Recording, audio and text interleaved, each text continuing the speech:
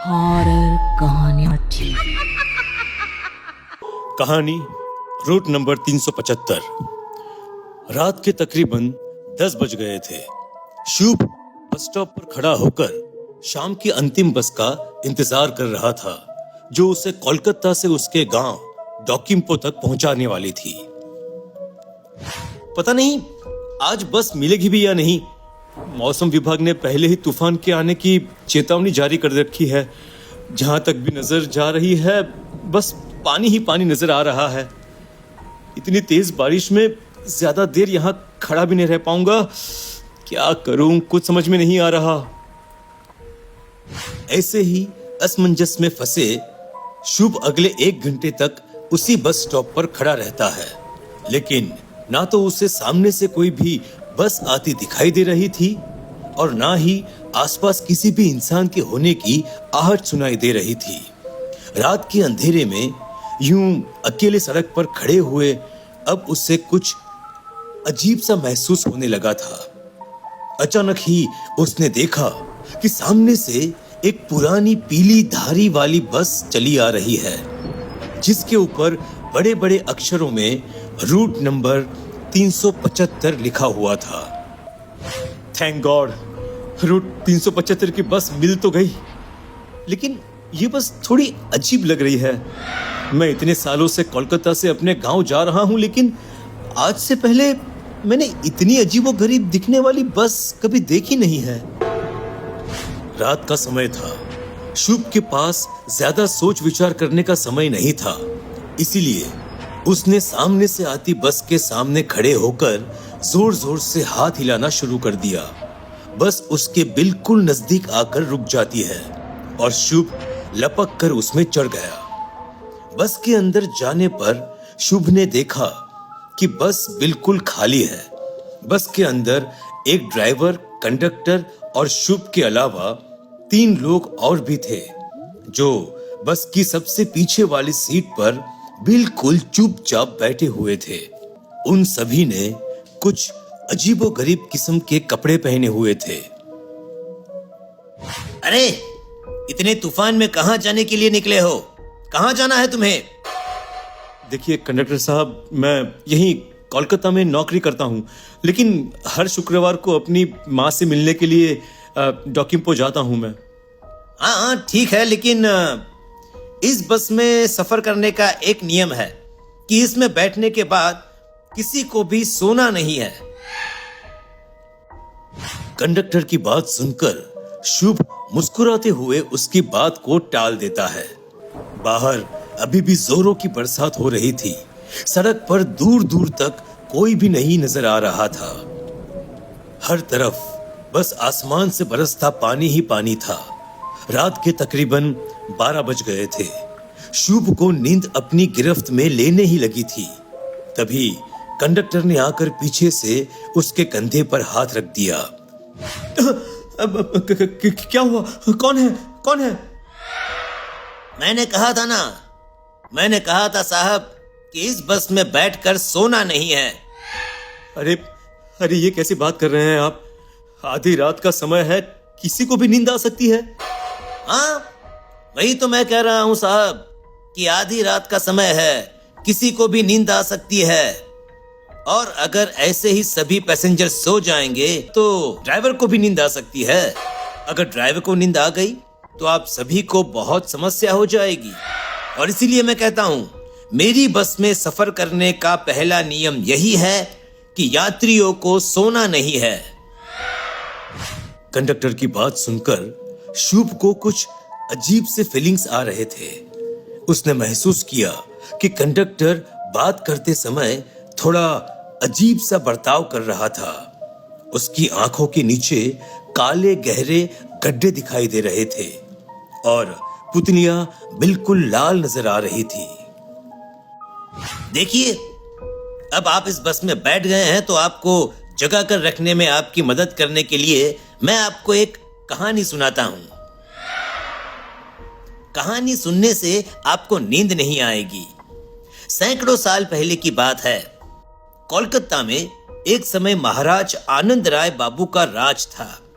आनंद बाबू सुंदरता के बहुत बड़े उपासक थे। उनके दरबार में केवल वही लोग नौकरियां कर सकते थे जो दिखने में सुंदर हो। बदसूरत चेहरों की औरतों वो देखना भी पसंद नहीं करते थे, और इसीलिए जब जब महाराज राज्य के भ्रमण पर निकलते तो उनके सैनिक साधारण शक्ल सूरत के लोगों को घर से बाहर तक नहीं निकलने देते थे। एक बार की बात है, राज्य में एक बार एक बहुत विद्वान चित्रकार हुआ था। वो ऐसी तस्वीर बनाता जिसे देखकर लगता कि वह तस्वीर अभी बोल उठेगी। उस चित्रकार ने महाराज की एक बेहद खूबसूरत तस्वीर बनाई और उसे सुंदर रेशमी कपड़े में लपेटकर महाराज के पास भिजवा दिया। जब महाराज के नाम से आया हुआ गुमनाम उपहार उनके सामने खोला गया तो तस्वीर की खूबसूरती देखकर महाराज दंग रह गए। कौन है वो व्यक्ति जिसने हमारी इतनी खूबसूरत तस्वीर बनाई है? जिसकी तस्वीर इतनी खूबसूरत है वो स्वयं कितना खूबसूरत होगा, हम तो इस बात की कल्पना भी नहीं कर पा रहे हैं। इतना कहकर महाराज ने तुरंत चित्रकार को राज दरबार में पेश होने का हुक्म दे दिया। अगले दिन चित्रकार खुशी खुशी राजा के सामने पेश हो गया। चित्रकार को देखकर महाराज गुस्से से भर गए और उन्होंने उसी क्षण उसे राज्य से बाहर निकलवा दिया। अरे अरे लेकिन महाराज ने ऐसा क्यों किया? महाराज तो उसकी चित्रकारी से बहुत खुश हुए थे ना? हाँ, क्योंकि वह चित्रकार एक बदसूरत और बौना आदमी था। राजा को बदसूरत लोगों से चीड़ थी, इसीलिए उन्होंने उस बौने आदमी को राज्य से बाहर निकलवा दिया। उसके बाद क्या हुआ? क्या वो बौना राज्य छोड़कर चला गया? उसके आगे की कहानी कोई नहीं जानता, क्योंकि उस दिन के बाद वह बौना कभी किसी को नहीं दिखाई दिया। उसके बाद उसके साथ क्या हुआ ये तो वो बौना ही बता सकता है। क्या तुम मिलना चाहोगे उस बौने से? कंडक्टर ने रहस्यमय तरीके से मुस्कुराते हुए शुभ से यह सवाल किया। ये कैसा मजाक है? आपने ही तो अभी कहा ना कि ये कहानी सैकड़ों साल पुरानी है, तो फिर मैं उस बौने को कैसे मिल सकता हूँ? शुभ के इतना कहते ही गाड़ी की पिछली सीट पर काले लबादे से चेहरा ढककर बैठा हुआ आदमी झटके से उसके सामने आ जाता है और अपना लबादा हटा देता है। चेहरे के ऊपर से कपड़ा हटते ही शुभ देखता है कि काले कपड़ों के पीछे सीट पर बैठे आदमी का चेहरा बेहद डरावना है। उसके चेहरे का मांस जगह जगह से गल चुका था और हड्डियां दिखाई दे रही थी। उस रात वो चित्रकार बहुत रोया और उसने इसी पहाड़ी से कूदकर आत्महत्या कर ली। उस पौने चित्रकार को ना तो जीते जी सुकून मिला और ना ही मरने के बाद उसकी आत्मा को शांति मिल सकी।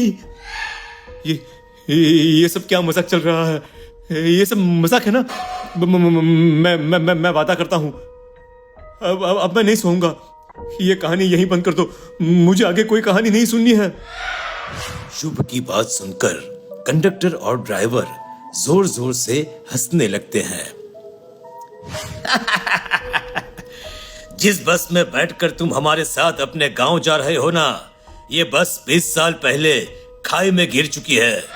उस रात हमने भी इस बौने को कहा था बंद कर दो ये कहानी, विनती की थी, लेकिन पूरी कहानी सुनाए बिना ये चुप नहीं हुआ। ये सब क्या हो रहा है मेरे साथ? अगर ये 20 साल पहले की खाई में गिरी हुई बस है तो तुम सब कौन हो? इससे पहले कि शुभ को अपने सवाल का जवाब मिल पाता, अचानक ही वह बस खाई में गिर गई। 10 साल बाद। पता नहीं आज भगवान को क्या मंजूर है, बारिश तो रुकने का नाम ही नहीं ले रही। मुझे बस स्टॉप पर खड़ी हुई 3 घंटे बीत गए हैं, लेकिन एक भी बस दिखाई नहीं दे रही। क्या करूं, कुछ समझ में नहीं आ रहा। प्रीति भी ऐसा सोच रही थी कि तभी एक बूढ़ी औरत लाठी टिकाती हुई उसके पास आकर खड़ी हो गई। बुढ़ी दिखने में बहुत ही भद्दी और डरावनी सी दिखाई दे रही थी। उसका सख्त जर्रीदार चेहरा अंधेरे में काफी रहस्यमय सा लग रहा था। तभी उन दोनों के सामने से एक बस आती हुई दिखाई देती है। ये कौन सी बस है? Route number 375। जहाँ तक मैं जानती हूँ इस रूट पर तो ऐसी कोई बस नहीं चलती। अब मुझे बस सिटी तक जाना है, आप छोड़ देंगे क्या? छोड़ देंगे मैडम जी, जल्दी उठो। प्रीति और वह बूढ़ी औरत बस में बैठ जाते हैं। बस के अंदर सबसे पीछे की सीट पर काले रंग के अजीब पहनावे में 3 आदमी बैठे हुए थे। ये बस मुझे इतनी अजीब क्यों लग रही है? ड्राइवर, कंडक्टर, यहाँ तक कि ये पीछे बैठे लोग भी मुझे कुछ ठीक नहीं लग रहे। बूढ़ी औरत बार बार पीछे मुड़कर बस की लास्ट सीट पर बैठे आदमी की ओर देख रही थी। बदतमीज लड़की, मैंने कहा माफी मांगो। ये क्या कह रही हैं आप? मैंने क्या किया है जो मैं माफी मांगू? तुम्हारे माँ बाप ने यही सिखाकर बड़ा किया है। मुझसे इतनी गलत बात कहने की हिम्मत कैसे हुई तुम्हारी? माता पिता का नाम बुढ़ी के मुंह से सुनकर अब प्रीति को भी गुस्सा आ जाता है। अरे आपका दिमाग खराब है क्या? मैं आपकी उम्र का लिहाज कर रही हूँ और आप बोलती ही जा रही हैं। प्रीति और बुढ़ी औरत के बीच का विवाद बढ़ता ही जा रहा था। मैं कहती हूँ अभी बस रोको, तुझे अभी के अभी पुलिस के हवाले करूंगी मैं। बस रोको। बूढ़ी औरत जोर जोर से चीखते हुए आपे से बाहर हुई जा रही थी। तभी ड्राइवर ने बस रोक दी और उस बूढ़ी औरत और प्रीति को घसीटते हुए बस से नीचे उतार दिया। बस के जाने के बाद देखिए माताजी, मैंने सच में आपको कुछ नहीं कहा था। इतनी रात में ऐसे तूफान के बीच आप मुझे पुलिस के पास कैसे लेकर जाओगी, ये बताओ। मैं जानती हूँ तुमने मुझे कुछ नहीं कहा था बेटा, ये जो कुछ भी मैंने कहा सब नाटक था। लेकिन आपने ऐसा नाटक क्यों किया? जिस बस में हम दोनों बैठे थे वास्तव में वो कोई सामान्य बस नहीं थी। ये वही बस है जिसमें बैठने वाले लोग आज तक कभी लौट कर नहीं आए। बस में पीछे की ओर बैठे हुए आदमी मुझे अजीब लग रहे थे, इसीलिए मैं लगातार उनकी ओर देख रही थी। अचानक एक हवा का झोंका आया और उस काले लबादे वाले आदमी का कपड़ा हवा से उड़ गया। उसी पल मैंने देखा कि उस आदमी के पैर ही नहीं थे। उस बिना पैरों वाले आदमी को देखकर मैं समझ गई कि बस में हमारे साथ सफर करते हुए लोग कोई इंसान नहीं बल्कि आत्माएं हैं। अगर मैंने तुरंत ही कुछ नहीं किया तो हम भी इनकी तरह ही प्रेत बनकर भटकने लगेंगे। तुम्हारी जान बचाने के लिए ही मैंने सब नाटक किया। हम दोनों शायद भाग्यशाली थे कि हमारे झगड़े को सुनकर ड्राइवर ने बस रोक दी और हम नीचे उतर गए। बूढ़ी अम्मा की बात सुनकर प्रीति की रोंगटे खड़े हो गए थे। अम्मा की बात सही थी, वे दोनों वाकई भाग्यशाली थे जो उस भूतिया बस का शिकार होने से बच गए थे।